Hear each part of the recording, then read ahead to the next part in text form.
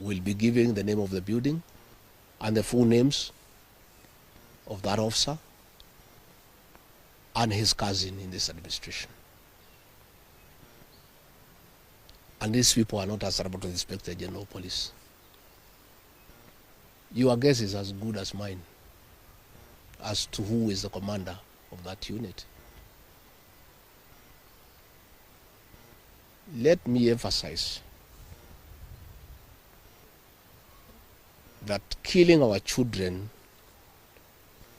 will not quell the anger of the Kenyan people. People are very angry with this administration. Abducting young people is not a solution. You must address the cause of the disquiet, of the discontent. Why are people aggrieved with this administration? That must be dealt with. Abducting these children and killing them is not a solution. And I must remind my friend and brother, Dr. William Ruto, that since independence, no government has ever gone for children.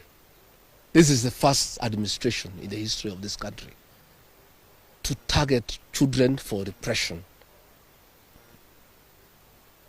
and persecution. Even the colonial administration, brutal as it was, it never went for the children. And the question the president must address is simple.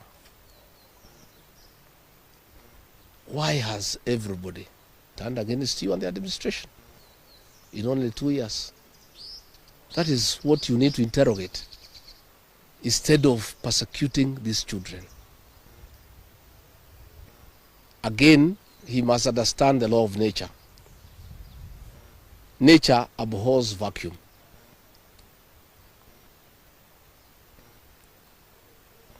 When you swallow the opposition and there is nobody to hold you to account, when you capture parliament and other institutions of oversight, since nature abhors vacuum, other formations will emerge to oversight you and hold you to account. And that is how the church has come up to hold the government to account.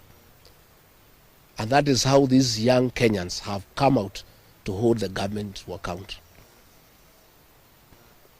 In the unfortunate event that these children were to be muzzled and silenced through death and abductions and other extrajudicial methods of silencing dissent, some new formations will also come up to hold the government in check because nature abhors vacuum.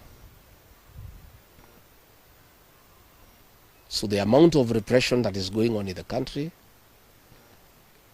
is unparalleled, it is unprecedented, and it needs to come to an end. I have just learned we have a prayer meeting in Shamata Ward in Nyandarua tomorrow. We have a farm. The residents of that ward normally meets once in a year for prayers to close the year. We have prayers tomorrow. And the police commander there in that county is intimidating leaders to cancel those prayers, that they will not be allowed to take place, that they need a permit. I want to tell the county commander in Nyandarua that you don't need a permit to hold prayers. Again, is this repression by this administration. Even if you stop the people of Nyandarua from holding prayers, that will not change their political views of what they think about this administration. I want to say the prayers will go on. I'll be in attendance with the residents of Shamata. And if the police want to come and stop the prayers, they can go ahead. But that will just enrage the people even more. And those tactics of using police to stop prayers were tried by the previous administration. And the president knows how it worked out. You just agitate people more. You make people more rebellious. There is no need for police to interfere with people's rights of expression, of association, and the freedom of worship. So I want again to ask the Inspector General of Police to tell his county commander in Nyandarua not to interfere with the rights of the people of that area to hold prayers and to congregate to pray together, because those rights are guaranteed in the Constitution. And this is not the way to deal with dissent and discontent. Let the government take time to find out why people are unhappy. Why are people so discontented with this administration? But try to stop people from meeting, from congregating, will not solve any problem.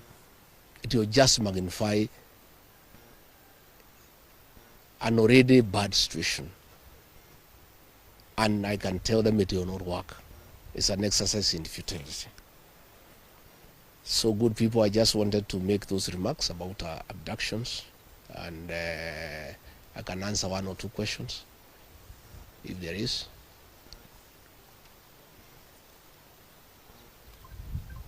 Kosawa?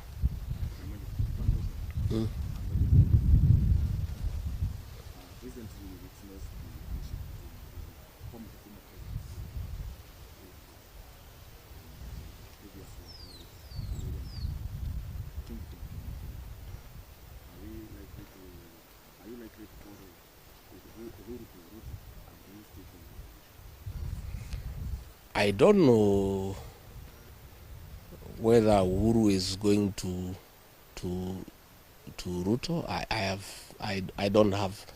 don't have such information. But I have said many times the people of this region don't follow leaders. It's leaders who follow the people. I don't follow anybody myself. I only follow the people. I have said I have very extensive consultations with the people of this region so that we decide what is our political destiny. That consultation is ongoing. It's going on. It's very extensive. It's very thorough. And it's what I'm doing here. When you walked in, I was having some consultation, and I continue to do so. I'll never follow anybody.